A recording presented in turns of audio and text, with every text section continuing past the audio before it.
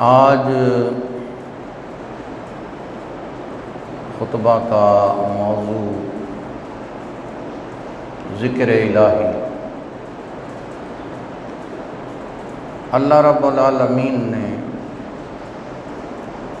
سورہ طٰہٰ کے اندر جو لوگ ذکر نہیں کرتے ان کا انجام بیان کیا۔ اللہ رب العالمین نے ارشاد فرمایا سورہ طٰہٰ کی آیت نمبر 124 میں، وَمَنْ أَعْرَضَ عَنْ ذِكْرِي، جو میرے ذکر سے اعراض کرتا ہے، میرے ذکر سے ہٹتا ہے، میرے ذکر سے دور ہوتا ہے،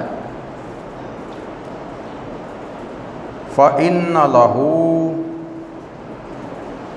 مَعِيشَةً ضَنْكًا۔ اللہ رب العالمین فرماتا ہے کہ میں اس کے لیے اس کی معیشت تنگ کر دیتا ہوں۔ وَنَحْشُرُهُ يَوْمَ الْقِيَامَةِ أَعْمَىٰ، اور قیامت کے دن ان لوگوں کو اندھا اٹھاؤں گا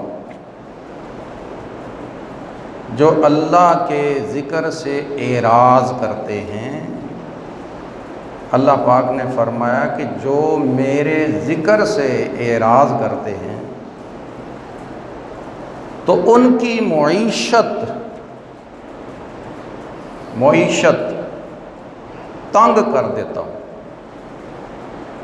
سب سے پہلے تو یہ بات ضروری ہے سمجھنی کہ ذکر، یہاں پہ جو ذکر فرمایا ہے اس کا کیا معنی ہے۔ ذکر سے مراد اللہ رب العالمین کا دین ہے۔ دین جو دین سے ہٹتا ہے اس کی معیشت تنگ کر دیتا ہے اللہ۔ ذکر سے مراد دین ہے، اور دین کے جتنے بھی تقاضے ہیں ان کو جو پورا کرتا ہے وہ اللہ کے ذکر کرنے والے بندوں میں شمار ہوتا ہے، اور جو پورا نہیں کرتا، احکام جو فرائض اور واجبات ہیں، جو اوامر و نواہی ہیں، ان کا دھیان نہیں رکھتا، جن چیزوں کو اللہ نے حلال کیا ہے ان کو حلال نہیں مانتا، نہیں جانتا، اور جن چیزوں کو حرام کیا ہے ان کو حرام نہیں مانتا، نہیں جانتا۔ ایک ہے ماننا اور ایک ہے جاننا۔ حرام کو حرام تو مانتا ہے لیکن حرام کو اختیار بھی کرتا ہے، بچتا نہیں ہے۔ جس چیز کا اللہ نے فرمایا یہ حرام ہے مان لیا، لیکن پتہ ہونے کے باوجود وہ استعمال بھی کرتا رہتا ہے، کھاتا پیتا بھی رہتا ہے۔ یہ نافرمانی، یہ جاننا ہے، مان تو لیا، آگے عمل نہ کرنا۔ اگر عمل نہیں کریں گے تو اس کی وجہ سے اللہ رب العالمین معیشت کو تنگ کر دے گا۔ یعنی جتنے بھی احکام دین ہیں، ضروریات دین ہیں، ان کو ماننا اور ان پہ عمل کرنا، یہ اللہ رب العالمین کا ذکر ہے۔ خالی زبان سے اللہ اللہ کرنا یہ بھی ذکر ہے، یہ کوئی یہ نہ کہے کہ ذکر نہیں ہے، یہ زبانی لسانی ذکر ہے، اور جو عملی ذکر ہے وہ دین کے تمام تقاضوں پر عمل کرنا ہے، یہ عملی ذکر ہے۔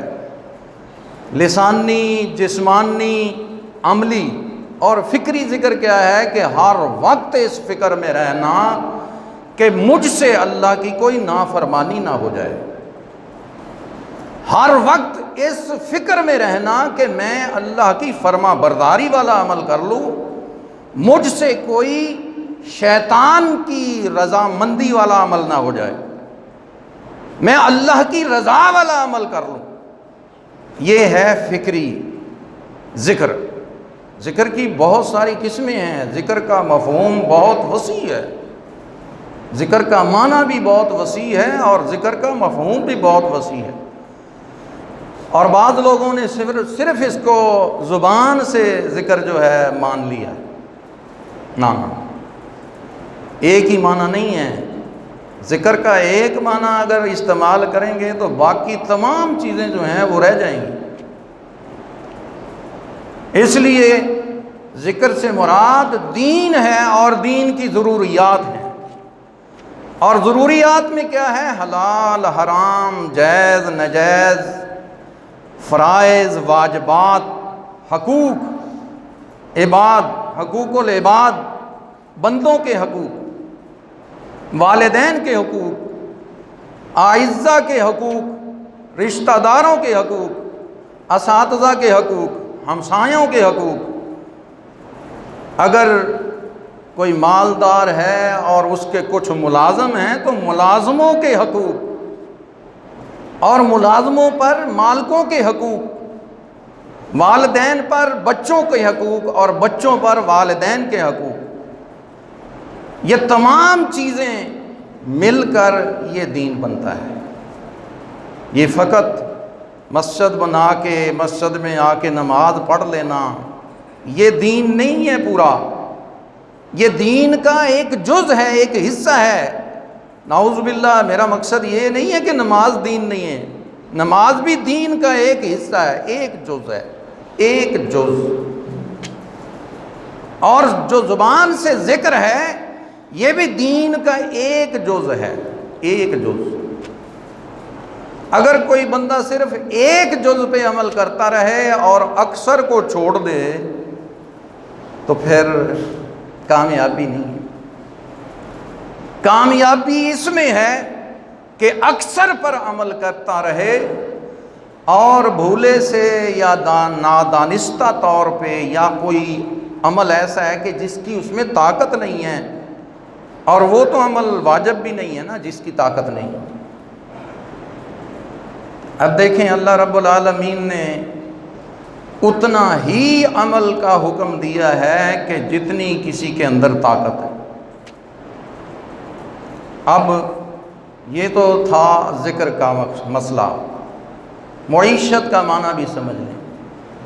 معیشت کا معنی صرف یہ روزی کمانا نہیں ہے، معیشت کا تعلق زندگی کے ضروریات سے ہے،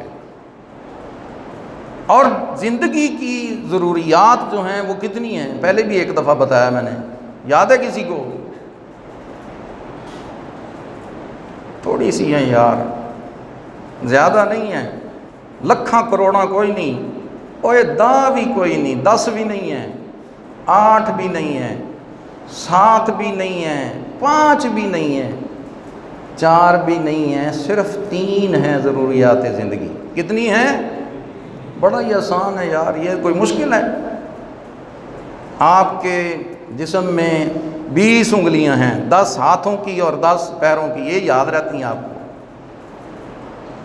اور جو ضروریات زندگی ہیں وہ 3 ہیں۔ کتنی ہیں یار؟ یہ یاد کر لیں آج، آپ کو پتہ ہونا چاہیے ضروریات زندگی کیا ہیں۔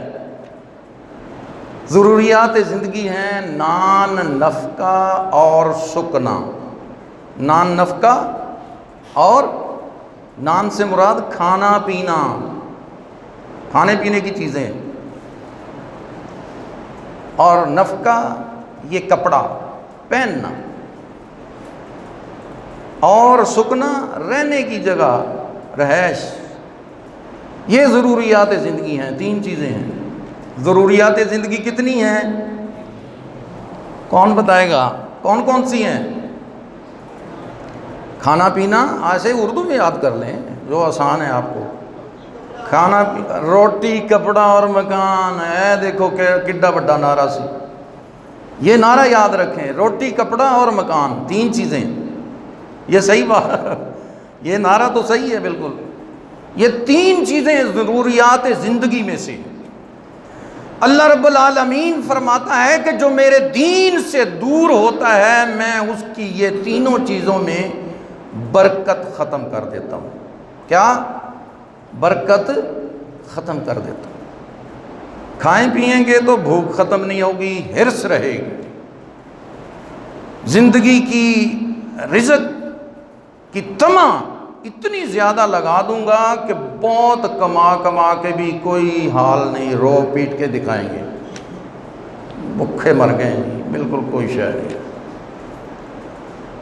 اور جو پہناوا ہے اس کے 100 سوٹ بھی ہوں گے تو اور اس کو لالچ ہوگی کہ کوئی میں اور اس سے بھی اچھا سوٹ بنا لوں۔ مکان ایک اچھا ہوگا، 2 ہوں گے، 10 ہوں گے، اور بناتا رہے گا۔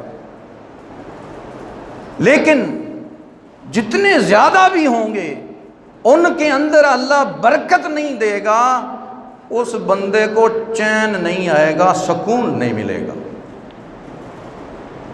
اور جو ذاکر ہوگا اس کو سکون ہوگا، چاہے ایک وقت کی روٹی کھائے گا اللہ کا شکر ادا کرے گا، پھٹے پرانے کپڑے ہوں گے تو اللہ کا شکر ادا کرے گا، زمین پر فٹ پاتھ پہ سوتا ہوگا تو اللہ کا شکر ادا کرے گا کہ یا اللہ تو نے مجھے زندہ رکھا ہوا ہے، کم از کم میں تیرا اپنی زبان سے تیرا ذکر تو کرتا ہوں، میں تیری بارگاہ میں سجدہ تو دے لیتا ہوں۔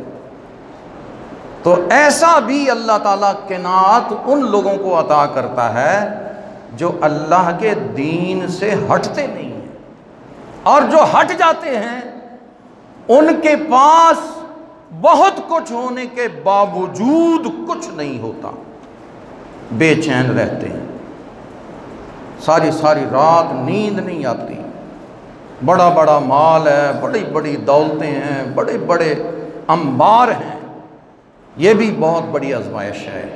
یہ یاد رکھیں کہ یہ اللہ رب العالمین کا فیصلہ ہے کہ میں اس کو بے چین کر دوں گا، بے سکون کر دوں گا، اور یہاں تک کہ نہیں اس کی سزا۔